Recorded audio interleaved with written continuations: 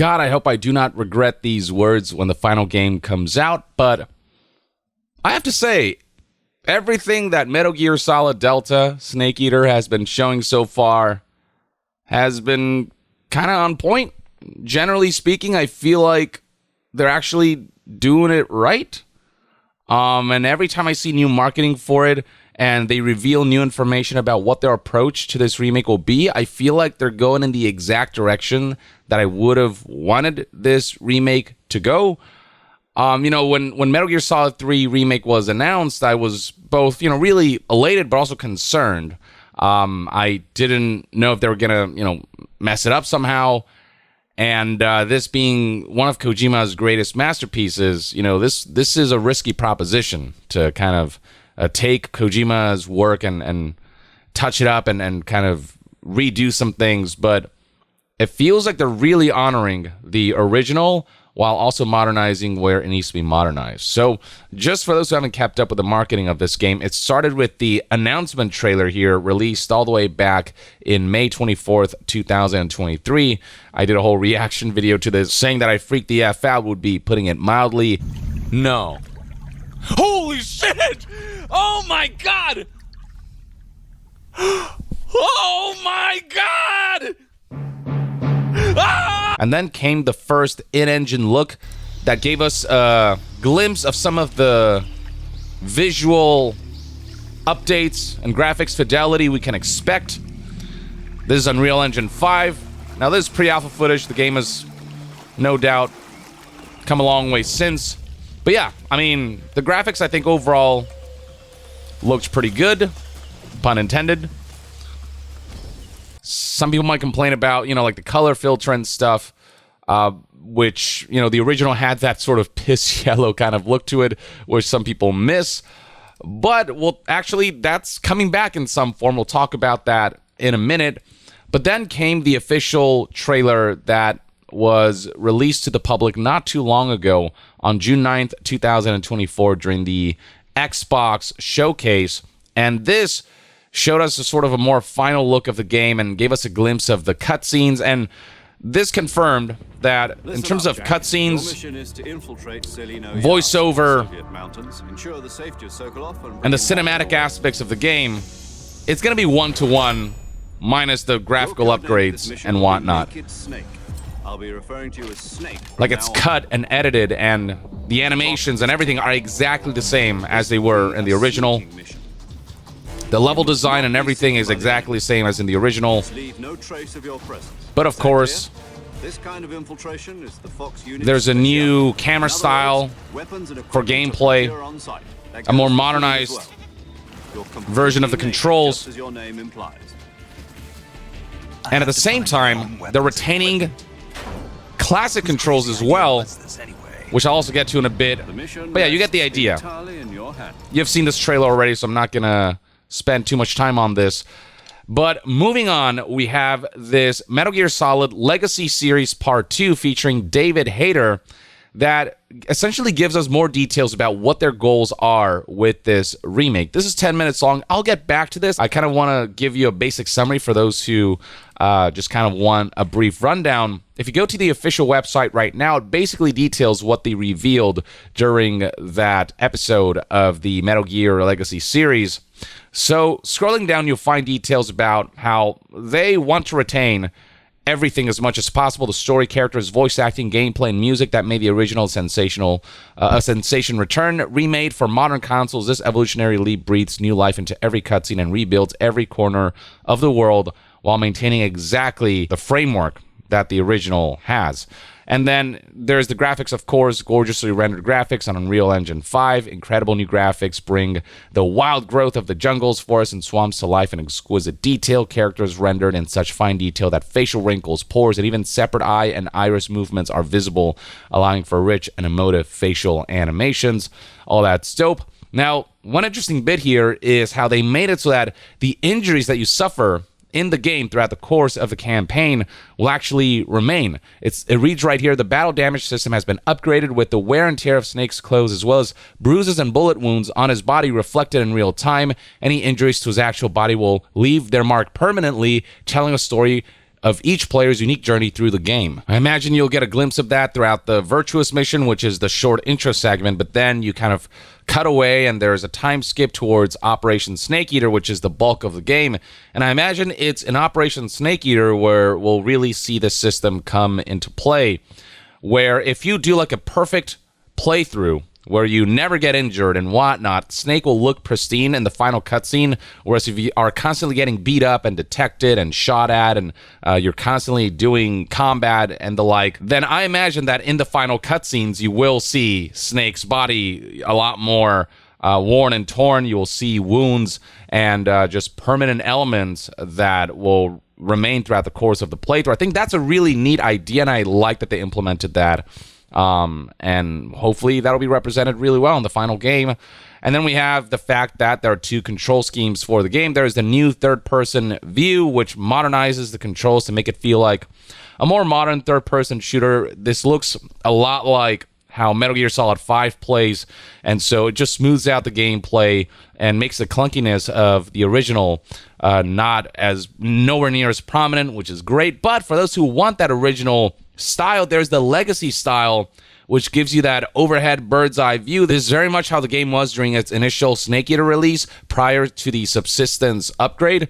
So the fact that they are kind of bringing back classic elements, that's actually really cool. And that further highlights that the developers really want to respect the original legacy of the game, which I think is great to give people options when it comes to, do you want to relive the kind of nostalgia of the original, or do you really want everything as modernized as possible? You got two choices of gameplay here. Fantastic. And then the latest on Metal Gear Solid Delta can be found in this Metal Gear Production Hotline Episode 1, 20 minutes long presentation where they go through some of the new features of Metal Gear Solid Delta and some of the goals with this game. And this I'm just going to play with subtitles on so you can see what new footage they've brought here, but also what they have to say about that new footage and what it shows about some of the things that they're doing with this remake. Here we go. それではここからはいよいよメタルギアソリッドデルタスネークイーターの最新情報をお届けしたいと思います。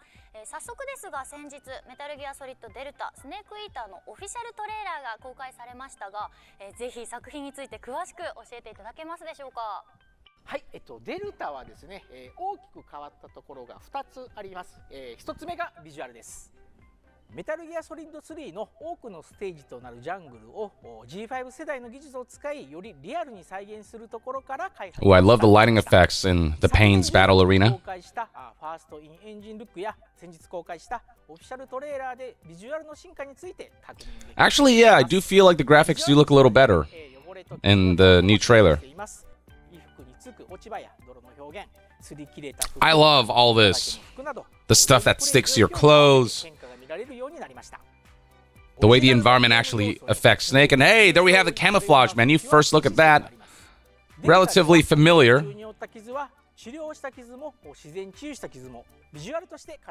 Even healed wounds will still leave marks, which we talked about. And then a look at the two different control schemes.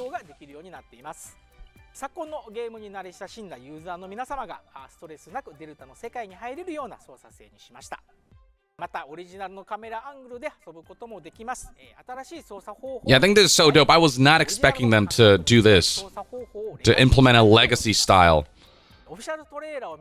Again, the respect that this remake is showing towards the original is a huge thumbs up. And then we got some filters here. I wouldn't use some of this stuff, but the one that some people might be interested in is the legacy style, which adds some of that piss yellow color grading.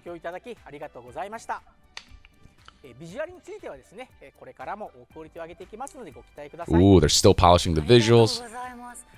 So I want to show you actually the difference between normal and legacy filters. So right here we have normal and this is legacy. So going back and forth, you can see more of that greenish, yellowish kind of color and hue being added to the game. So you can actually play as either color filter no matter what control scheme you're using. Originally, it was assumed that you have to use legacy controls to get the legacy filter, but you can actually use any control scheme with any filter, which makes more sense, and so you can mix and match however you want. I'm curious to see which one people go for more. I'll be honest, man, I think I might go for the legacy filter because it's just it's just what I'm used to. I need some of that piss yellow in my MGS3. And those are words that came out of my mouth. But the fact that the choice is there, I think, is fantastic.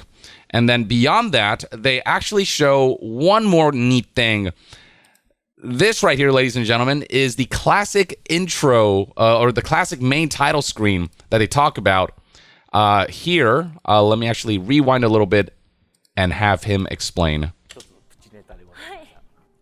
先ほどニュースタイルとレガシースタイルの説明をしたんですけども、ニュースタイルだと前回のジャングルのタイトル画面になります。で、レガシースタイルを遊ばれている方はこちらの昔のタイトル画面になるようになっています。オープニングから変わるんですね。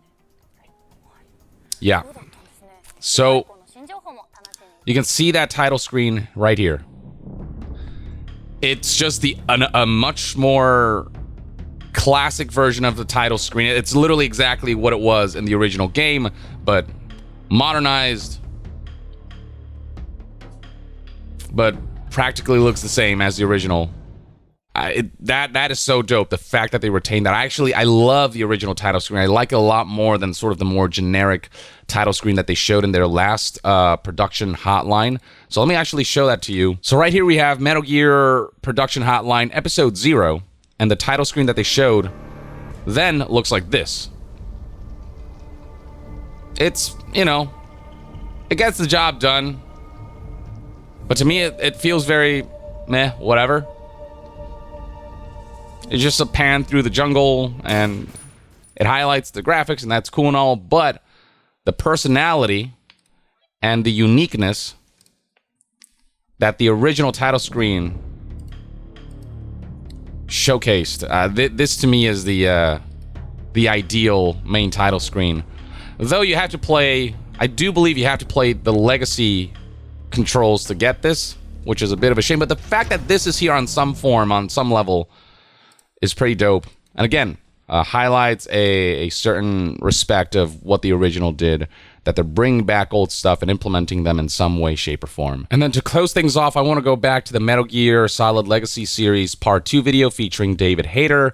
A lot of discussions here about some of the things I've already highlighted that is already up on the website about the updated graphics, the legacy style versus the new style of control scheme, so on and so forth. The pre-order here for the collector's edition, this I believe is already sold out. This is a great little diorama here. This definitely is going to appeal to a lot of people. I think this is a really neat collector's edition, actually. And then beyond that, you've got an interview with one of the producers here.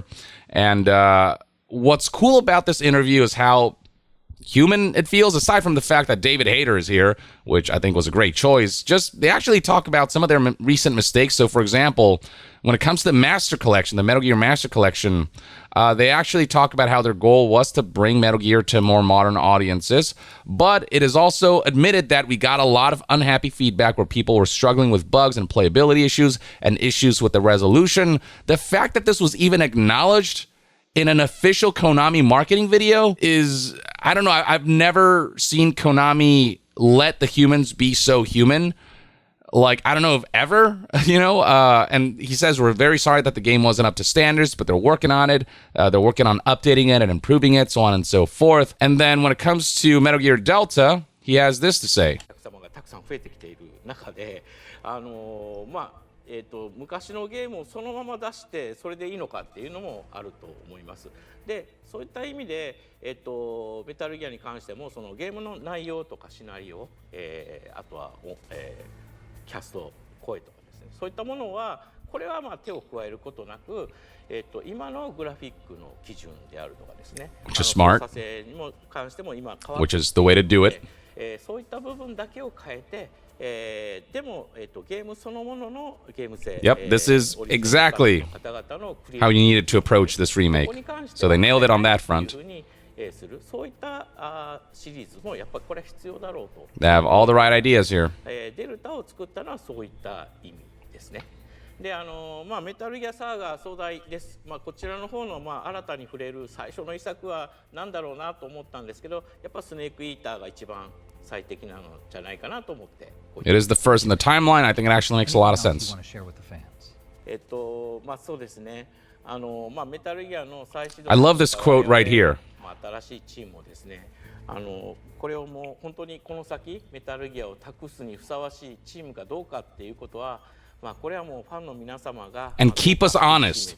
見定めていただきたいと思ってます。 I don't know if Konami would let a developer say that years ago. You know what I mean? It's like, I don't know. I'm glad that they're letting the humans speak like humans and say, you know, we're not infallible. We've made mistakes with the Master Collection. Also with this Metal Gear Solid Delta, you know, we're doing our best, but also we want honest feedback. Keep us honest because that's what's going to allow us to improve. And the fact that they're willing to kind of keep community feedback in mind, to let them know how they can approach Metal Gear from here on without Kojima, and you know, the fact that they're showing that level of earnestness just brings some semblance of comfort and humanity to all of this. So I think that's really, really cool and really, really dope. Another thing I want to show is the comparisons that people have been doing in terms of the original graphics versus the modernized Delta graphics.